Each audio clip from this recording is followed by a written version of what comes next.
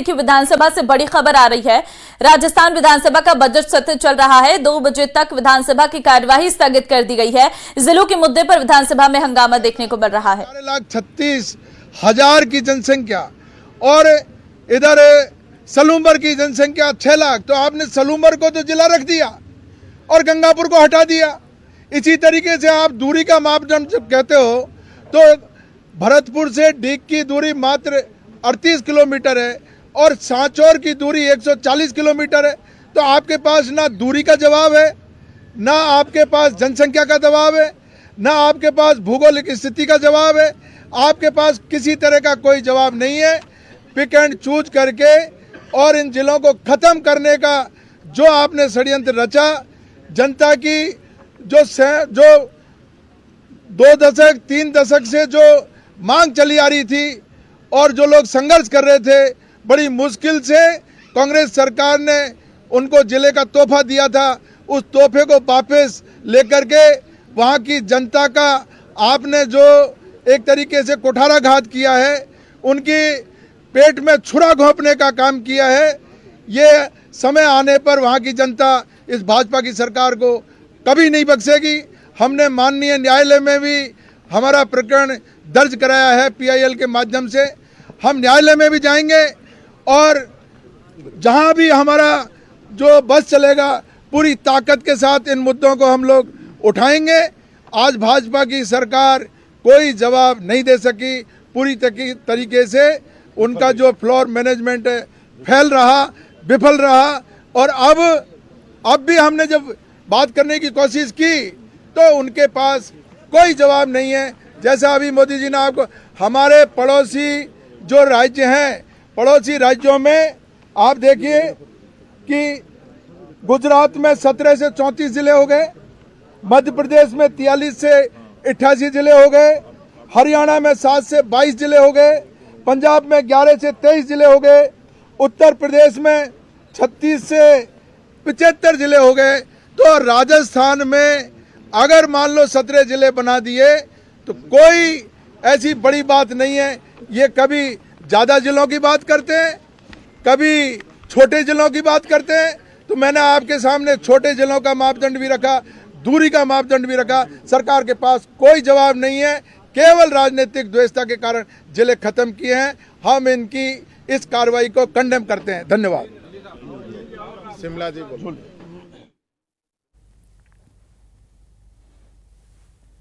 आप लोग जहां आज पहुंचे हो, हमेशा आते हो और आज आप जिलों के ऊपर जो कवरेज करने आ रहे हो। हमने कल भी बात रखी जब विधानसभा के अंदर, तो ये चर्चा भी नहीं करना चाह रहे थे। और आज जब हमने जिले के ऊपर बात की है तो माननीय जो हमारे कानून मंत्री जी थे, उन्होंने किसी तरह का कोई संतोषजनक जवाब नहीं दिया है। इन्होंने जो निर्णय लिया है वो पूरा का पूरा राजनीतिक द्वेषता से लिया।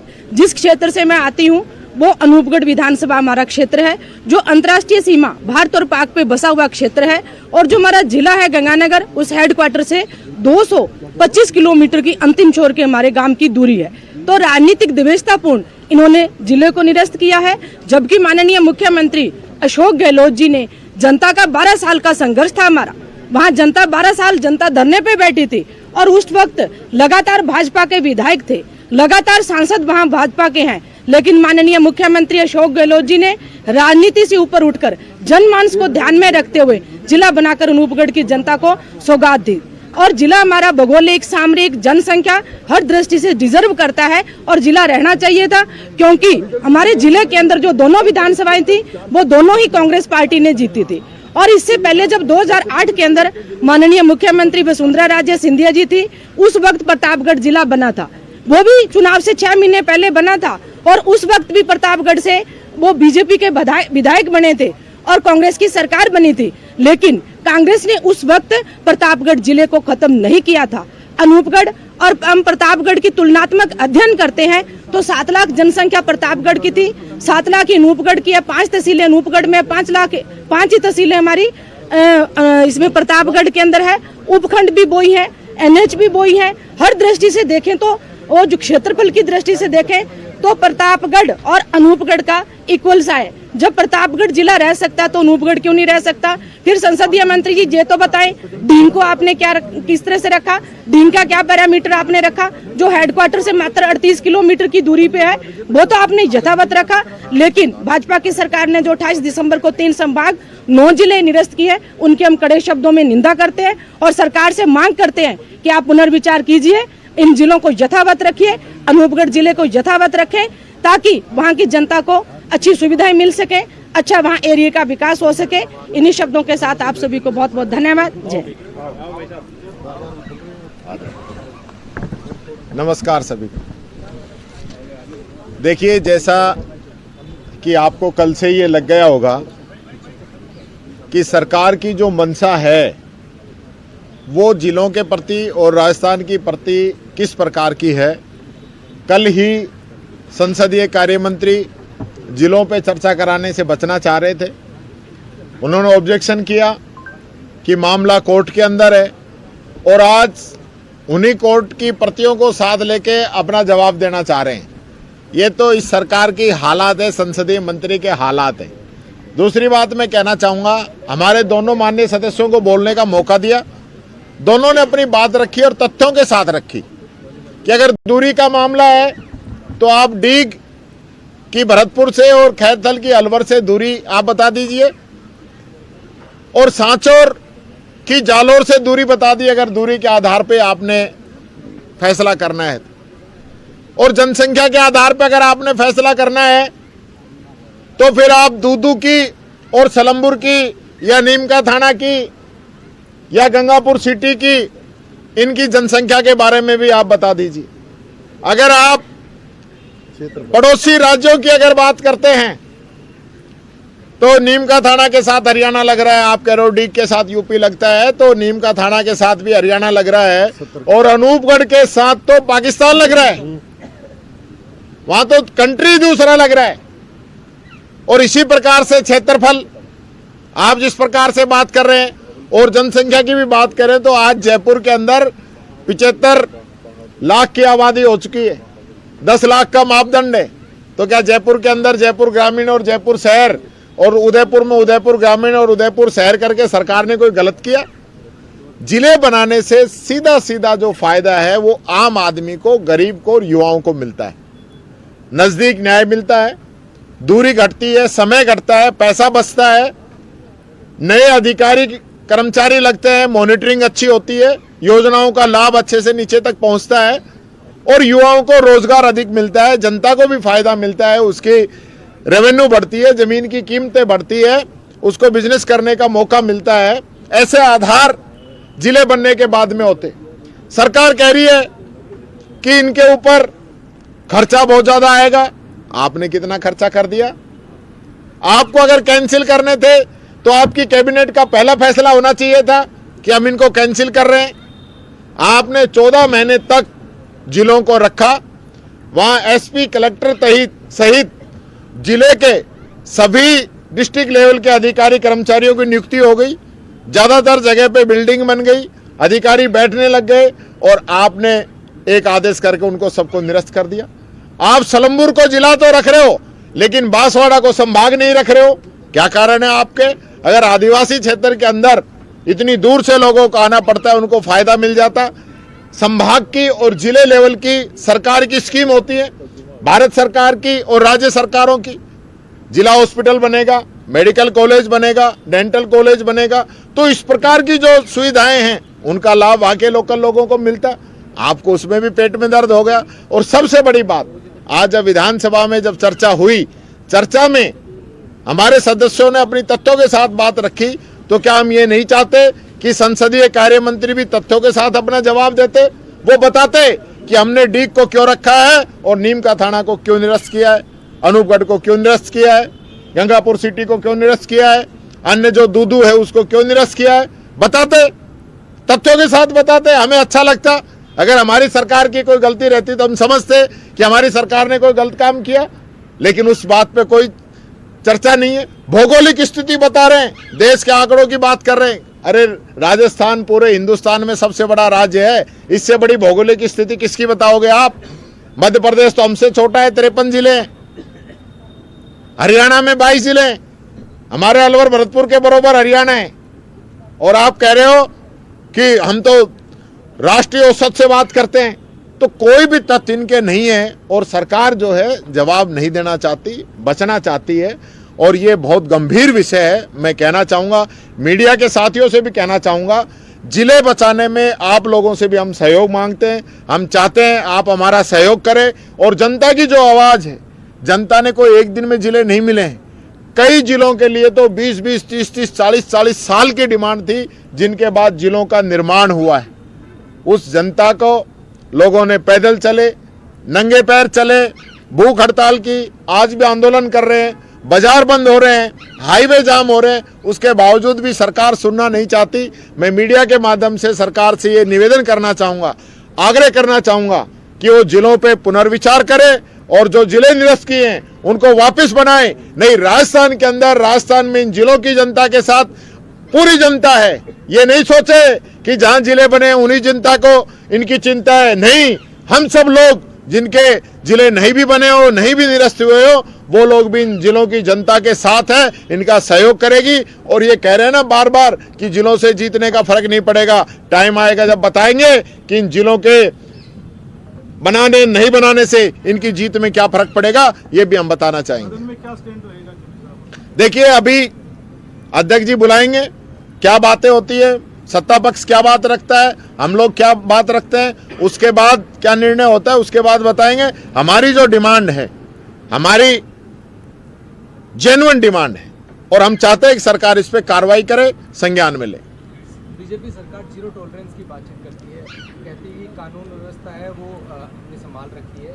अभी जयपुर के अंदर आज एक 1.5 वर्षीय बच्ची का दुष्कर्म का मामला सामने आया है, वहाँ एक और ये कह रहे हैं कि कानून व्यवस्था को हमने संभाल रखा है, जीरो टॉलरेंस की बातचीत हो रही है, और इस तरह के लगातार मामले सामने निकल आ रहे हैं, और कह रहे हैं कि क्राइम के अंदर गिरावट देखने को मिल रही है। देखिए, मैं कहना चाहूँगा, कई समाचार पत्र लगातार सीरीज निकाल रहे हैं बच्चियों की सुरक्षा के लिए, और आज ही जिस प्रकार का मामला सामने आया है 1.5 साल की बच्ची के साथ, ये घटनाएं सिर्फ नहीं सहेगा राजस्थान, और कांग्रेस के खिलाफ नारे लगाने से नहीं रुक सकती। इसके लिए सख्त कानून बनाना पड़ेगा। गृह मंत्री नहीं है,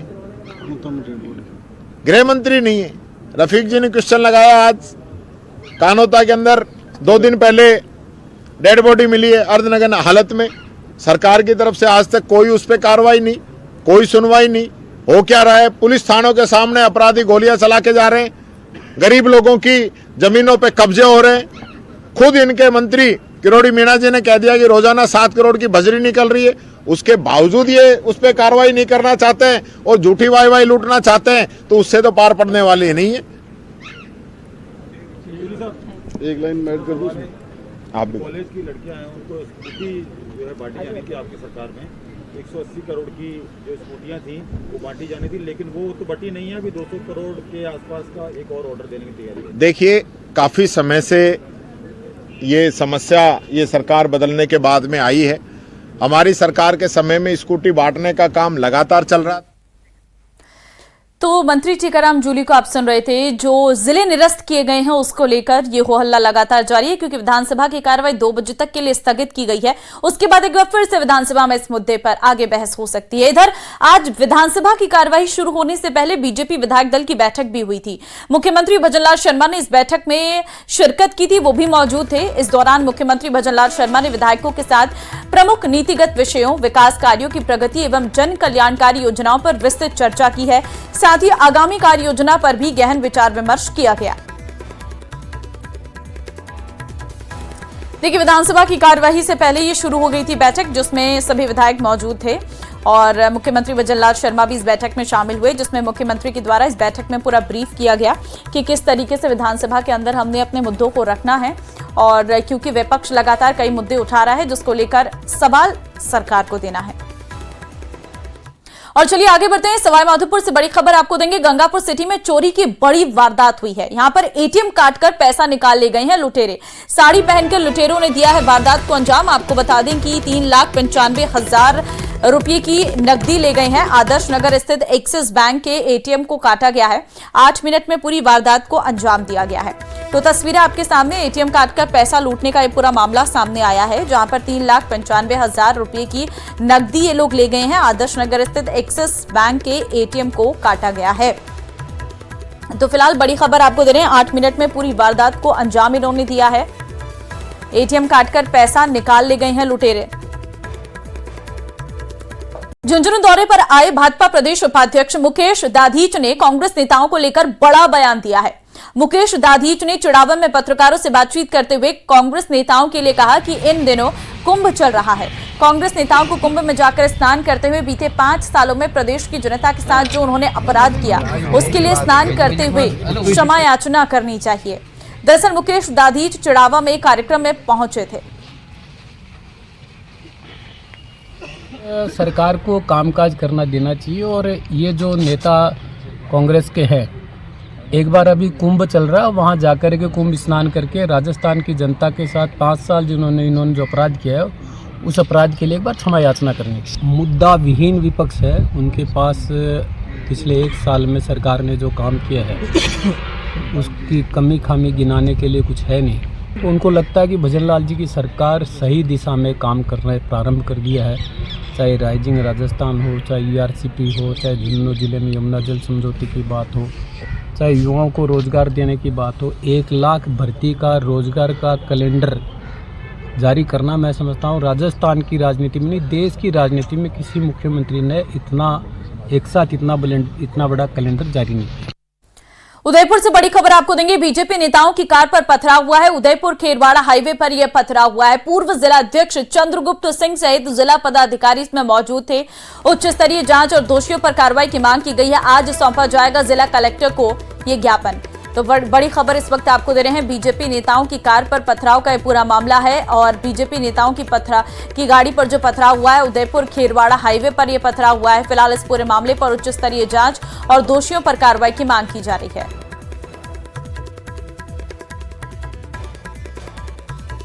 हम लोग खेरवाड़ा में भारतीय जनता पार्टी के जिला मंत्री अमित जी कलाल की भांजी की शादी से भोजन करके उदयपुर लौट रहे थे और खेरवाड़ा टोल के 5-6 किलोमीटर आगे शायद वो कागदर स्थान रहा होगा। तो कागदर गांव के वहां पर हमारी कार के दाईं दिशा से बड़े बड़े पत्थर हमारी कार पर बरसे और पत्थर इतने बड़े थे कि एक पत्थर तो जो कार की विंड स्क्रीन पर आकर लगा, वो जैसे 5 किलो का पत्थर हो, इतना भारी पत्थर था। बहुत तेजी से आया, ब्लास्ट की आवाज हुई, हम लोग हतप्रभ से रह गए। कार रोका तो हमें लगा कि 2-3 युवक वहां से भाग रहे हैं, पर क्योंकि कार का विंड स्क्रीन चकनाचूर हो चुका था और वहां से कांच उछल रहे थे, हमने जैसे तैसे यत्न करके हम लोग उदयपुर पहुंचे। जयपुर से बड़ी खबर है। परिवहन निरीक्षक संघ की हड़ताल जारी है। धौलपुर में 2 परिवहन निरीक्षकों को हिरासत में लेने का विरोध किया गया है। कई और कर्मचारी संगठन भी हैं, निरीक्षक संघ के पक्ष में आए हैं। प्रदेश भर में ट्रांसपोर्ट एनफोर्समेंट और नियम पालन का काम ठप है। रोजाना प्रदेश को हो रहा है तकरीबन 10 करोड़ का नुकसान। तो बड़ी खबर इस वक्त आपको हम दे रहे हैं। प्रदेश भर में ट्रांसपोर्ट एनफोर्समेंट और नियम पालन का काम, रोजाना प्रदेश को हो रहा है तकरीबन 10 करोड़ का नुकसान। तो धौलपुर में 2 परिवहन निरीक्षकों को हिरासत में लेने का विरोध, कई और कर्मचारी संगठन भी है निरीक्षक संघ के पक्ष में। जयपुर से बड़ी खबर आपको देंगे। सैलरी पूरी नहीं दी तो बेकरी शॉप में नकबजनी की है। बेकरी पर काम करने वाले 2 कर्मचारी चोर निकले हैं। गर्व और करण सिंह ने नौकरी छोड़कर बेकरी में चोरी की है। विद्याधर नगर थाना पुलिस ने सीसीटीवी फुटेज से पहचान की है। विद्याधर नगर पुलिस की गिरफ्त में आए आरोपी करण और गर्व 1 फरवरी को 50,000 नगद और 20,000 का सामान चोरी किया है। विद्याधर नगर थाना प्रभारी राकेश फालिया की टीम ने उन्हें पकड़ा है। तो नौकरी छोड़कर बेकरी में चोरी की है। सैलरी पूरी नहीं दी तो बेकरी शॉप में नकबजनी की है। 50,000 नगद और 20,000 का सामान चोरी किया गया है। जयपुर से बड़ी खबर आपको देंगे। डीजीपी यूआर साहू की press conference. Operation cyber shield को लेकर यह जानकारी दी गई है। 5,000 मोबाइल फोन बरामद किए गए हैं। 8 करोड़ से अधिक की ठगी की गई है। रकम को होल्ड करवाया गया है। तो बड़ी खबर इस वक्त आपको हम दे रहे हैं, जहां पर ऑपरेशन साइबर शील्ड के तहत ये कार्रवाई की गई है। जानकारी दी गई है 5,000 मोबाइल फोन इसमें बरामद किए गए हैं। 8 करोड़ से अधिक की ठगी की रकम को होल्ड कराया गया है।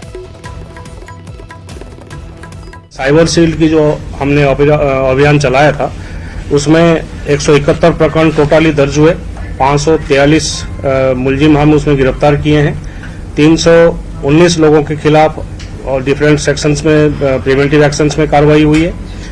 और इसी अभियान के दौरान करीब 52,000 सिम कार्ड को ब्लॉक किए गए, 27,000 मोबाइल जो साइबर अपराधी द्वारा इस्तेमाल किए हुए थे उनको ब्लॉक किए गए एवं करीब 5,000 मोबाइल्स को जो गुम हो गए थे, चोरी हो गए थे लोगों से, आमजन से, उनके वो रिकवर करते हुए उन सबको वापस लौटाए गए। इस अभियान के दौरान करीब 8,87,85,000 के आसपास की रकम जो साइबर ठगों द्वारा लोगों से ठग के अर्जित किए थे उसको हम होल्ड भी किए। झुंझुनू के